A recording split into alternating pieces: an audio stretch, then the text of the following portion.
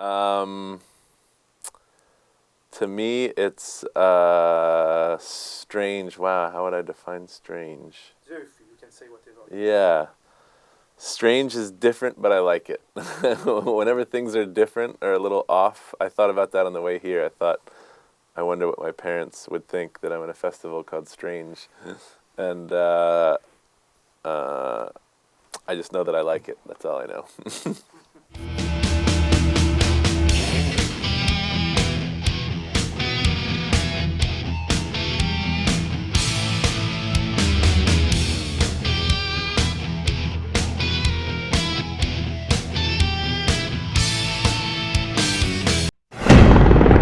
This morning's evacuation of the 2nd Avenue subway station was the result of rat attacks. Charlie, you stay here. I'm gonna check on a kid. Get your ass dressed. You come down to my apartment. Mayor have declared a state of martial law in Manhattan. National Guard troops are gathering in parts of New Jersey and Staten Island. Troops have been given the authority to shoot to kill. I met Nick about 12 years ago. I was a film student, and he was an actor working on a short film that I worked on. A friend of mine was making a short film, and I came to help him out. And I've spent a week and met Nick and just hit it off right away. He's a really charming guy, and I was really impressed with the performance he was giving in this film. And so we sort of vowed to stay in touch and stay together.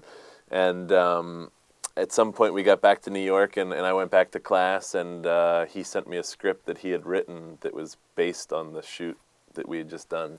And I read it and loved the script, and gave him some, I gave him some advice on it, and he sent me another one, and we just kind of stayed back and forth like that. He left to do another movie. I left to do another movie. We'd always come back together and talk about this project that he had. And for a while we tried to get that made, but it was difficult. It was a bigger budget film, and probably spent about 2 or 3 years like this, and I would work on films. I was a grip, a lighting technician, so I would work on films, and he would act in films,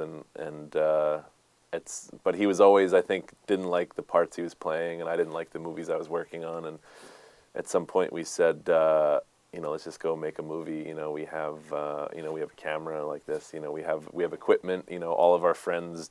I have a friend who's a cinematographer. My sister's a production designer. I have an editing system. I have Final Cut Pro. Every actor in the neighborhood. Let's just figure out a movie we could do here. And that was Mulberry Street. He wrote it really quickly, really quickly, and we had talked about another idea that was like a Night of the Living Dead sort of an idea that we knew we wouldn't be able to afford, and so he said, what if we do that story? What if we do Night of the Living Dead, but set it in my apartment building, and we'll just shoot it. His apartment is about the size of this room, and we shot the entire film there, and it was an amazing learning experience for both of us, and we really liked the crew that we had, and so when we got a little bit more money, we made Stakeland, and same sort of idea. We said, let's just go make a movie that's the kind of movie we would want to see, and we used almost the same crew, and We Are What We Are is our third movie, same crew, and same idea, and we actually just shot another film this summer that we just finished last week. We just wrapped, and same thing, we wrote together, and he's in it, and I directed, and it's an interesting process, but Nick does all the work. He sits and he writes every day, and every day he sends me stuff, and that night I read it and send him back notes and thoughts and ideas, and by the time I wake up the next morning, he's already sent me another draft of the script, and it's a cool process. There's a storm coming. It's gonna get a lot worse before it gets better.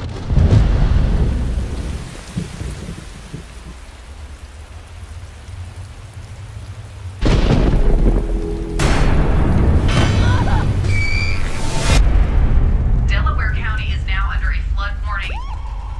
It was a Paris-based company called Memento Films. Do you know them? They came to me. We were working on another project together, and at the time, and we had a good relationship and I think liked where it was going, and they came and said, out of curiosity, we just acquired the rights to this Mexican film called We Are What We Are. Would you be interested in doing it? And I hadn't seen the film at that point, but Stakeland and the original film, they played a lot of festivals together, and so I'd always go to a festival like this, and I would always be like doing an interview or something, and I never actually got to see the movie, but I had met Jorge, and I heard such great things about the original film, and so when they asked me, I kind of thought, I don't know if I want to do this, and the whole fad of Americans remaking foreign horror films I really don't like, and I didn't like what they did with Let the Right One In. I didn't like the American remake to that, and I really felt like, there's something interesting here. I really like the story, but I don't want to be a part of the problem of American remakes. And then we watched the film. Nick and I watched the film together, and both really liked the film, but at the same time thought, wow, I would have done that very differently. I would have done a very different movie. And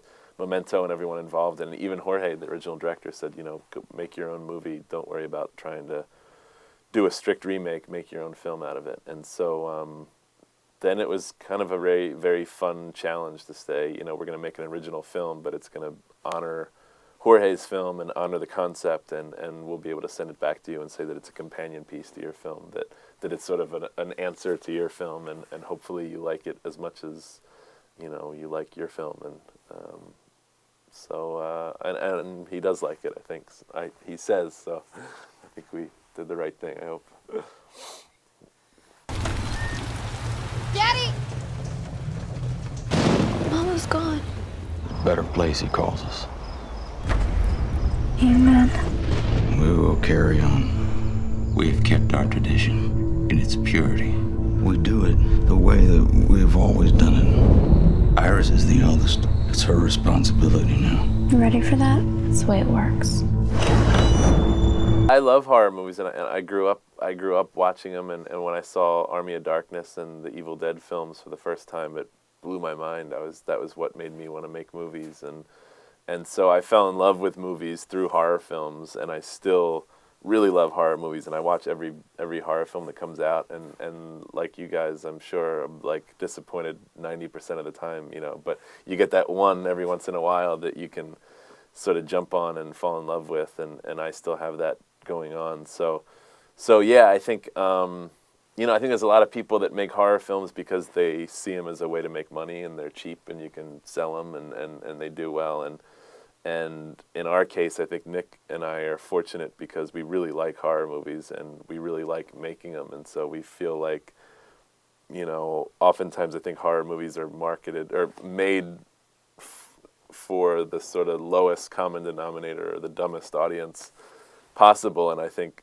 I'd like to think that we try to make films for people who like horror films, but really also like stories and like characters and like good acting and like something a little more daring, I guess, from a filmmaking perspective. So I think we learned with Mulberry Street, make the movie that you want to make, and make the movie that you would want to see, and trust that there's enough people out there who have a similar interest and a similar taste, and at the very least you've made a film that you can be proud of and say that this is our film. And we had that reaction, I said at the screening, we screened the film at the Deauville Film Festival 2 or 3 days ago, and it was the craziest response. We had a theater filled with like 1,500 people, and most of them are from Deauville, and they're older, and they've probably never seen a horror film ever. They just came because it was a competition screening, and they probably thought it was just an American independent film, and at the last scene of the film, half of the crowd stood up and booed the film and started walking out, and the other half stood up and clapped, and it was, they kind of gave it a little ovation, and it became this fight between the audience of people shouting, out with the director, this isn't film, this isn't cinema, and then people standing up and saying it's perfect, and it was such an amazing experience to sit through, because it was like, this is a year and a half ago, I remember reading this ending scene and saying, this is the ending we have to have in this film, and every question I got at the press conference was, why did you end the film that way, and why did it have to end that way, and are you proud of the ending of your film? And I said, yes, this is the film that we set out to make. Some people will like it and some won't, but you have to be proud of what you do. I found something strange this morning, and I believe it's human remains. The storm has washed some bones way down creek. We need to stick together now. There are 30 people missing from this town in the last 20 years. How sure are you, Doc? I'm not. I'm much more inspired by foreign films than I am by American films, and especially Asian films. And we called, when people said, okay, at the beginning, we are, what is this movie going to be? I just kept saying we're going to make a backwoods Japanese horror film. We're going to make if David Lynch went to the woods and made a Japanese horror film, I would want it to be this, and so Tale of Two Sisters was a huge influence on this film, and it's a huge influence on our poster and our production design, and I think that's also what helps set our movie apart a little bit, is that it doesn't feel like a very American film. And when I went to South Korea to a film festival to show Stakeland, and when I did, I saw the LOC and I saw The Chaser, and just to be in that environment with all these great filmmakers really made me, at that time I hadn't thought about Cold in July for a while, even though it had been sitting there for a couple of years. It really finally kind of clicked in my head of what kind of film we were trying to make, and so we wound up all of our reference films for Cold in July, Memories of Murder and Mother and The Chaser, and I would show that to the cast and the crew and say, this is the kind of movie we're going to make. We're not going to make a classic Hollywood movie. We're going to make I kind of describe it, if the Coen brothers made a Korean thriller, it would be this movie.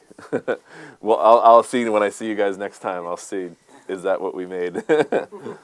What if we refuse to do it? It would make us, wouldn't he? I can't do this. Your wife suffered from a rare disease. You hungry, Doc? We have plenty.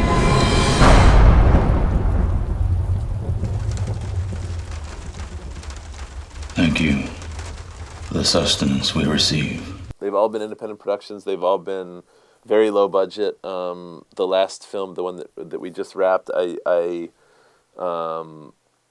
felt like I don't know if I can make another movie that inexpensive again, because we've had the same crew every time, and you bring the crew back and everyone's gotten better at their jobs, but they also they want to move on to the next tools. The cinematographer wants to use better lights, and we want to use, I'd love to start using cranes.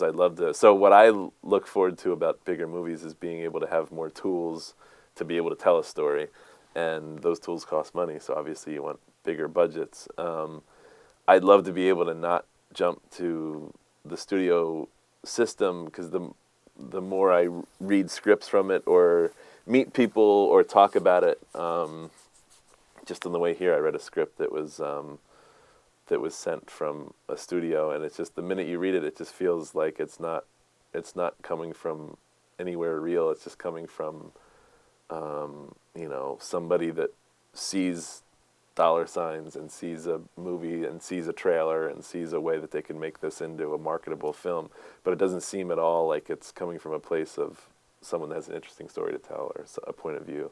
So so far I haven't been that tempted to do a studio thing, but I'll be interested when a really great script comes along that I want to do, what's going to happen and how much freedom there will be to do that. Father, lift us from this world. Blessed are the Lamb, for they are his offering.